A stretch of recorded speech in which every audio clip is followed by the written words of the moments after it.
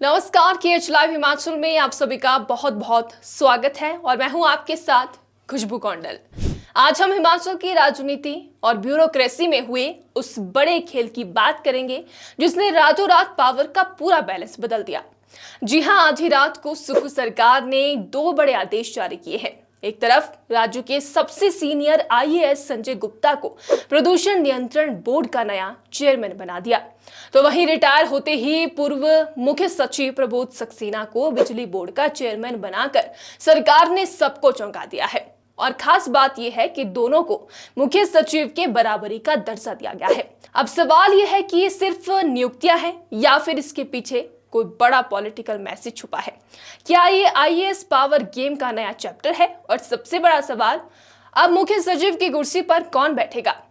आइए इसी विषय पर आज हम बात करने वाले हैं, तो वीडियो को एंड तक जरूर देखिएगा। बीती रात करीब 12 बजे के बाद सरकार ने अचानक दो बड़े ऑर्डर जारी कर दिए। संजय गुप्ता, राज्य के सबसे सीनियर IAS 1988 बैच को प्रदूषण नियंत्रण बोर्ड का चेयरमैन नियुक्त किया गया। प्रबोध सक्सेना, जो कल ही रिटायर हुए, उन्हें बिजली बोर्ड की कमान दे दी गई।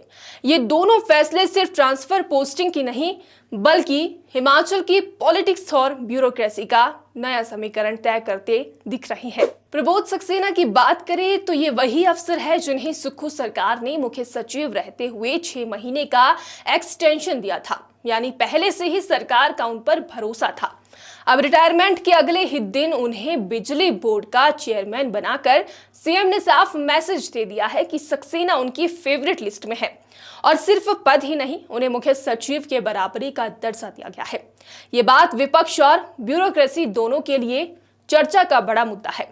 संजय गुप्ता की बात करें तो वो पहले भी प्रदूषण नियंत्रण बोर्ड के चेयरमैन रह चुके हैं। साथ ही ropeway and rapid transport corporation का चार्ज पहले से ही उनके पास है, यानी अब गुप्ता एक साथ दो अहम जिम्मेदारियां संभालेंगे। लेकिन असली ड्रामा कहीं और है। गुप्ता को मुख्य सचिव की रेस में सबसे आगे माना जा रहा था।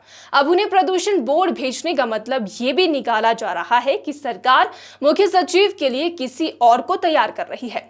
मुख्य सचिव की कुर्सी फिलहाल सबसे बड़ा सवाल है। सीनियरिटी के हिसाब से सबसे पहले नंबर पर है संजय गुप्ता, 1988 बैच। उनके बाद आते हैं ACS KK पंत, 1993 बैच, और फिर ओंकार शर्मा का नाम आता है।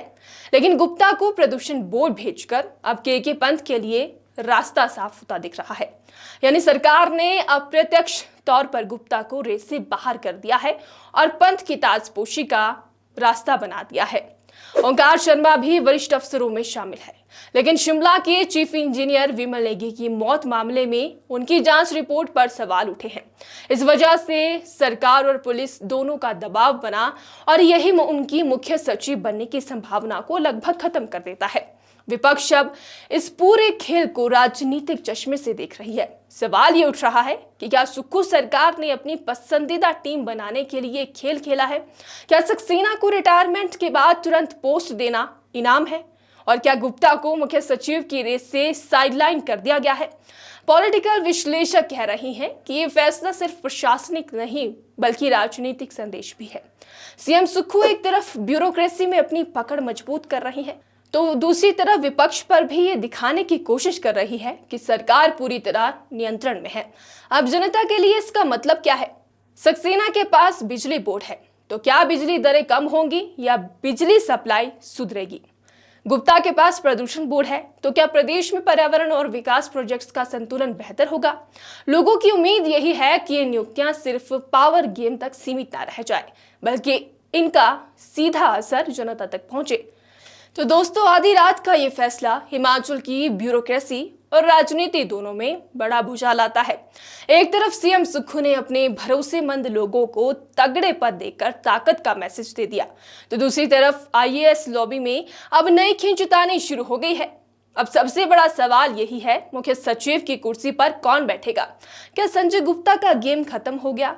क्या KK पंत की ताजपोशी पक्की है? और सबसे अहम, क्या इन सब का फायदा आम जनता तक भी पहुंचेगा या नहीं? क्या आप सोचते हैं क्या ये फैसला सिर्फ आईएएस अफसरों का पावर गेम है या फिर सचमुच इससे हिमाचल की जनता को फायदा होगा? हमें कमेंट में जरूर बताइए। फिलहाल की इस वीडियो में इतना ही। अगर आपको वीडियो पसंद आया तो वीडियो को लाइक शेयर कमेंट कीजिएगा। अगर आप इस वीडियो को फेसबुक के माध्यम से देख रहे हैं तो हमारे चैनल को फॉलो कीजिएगा, और अगर आप इस वीडियो को यूट्यूब के माध्यम से देख रहे हैं तो हमारे चैनल को सब्सक्राइब कीजिएगा। धन्यवाद।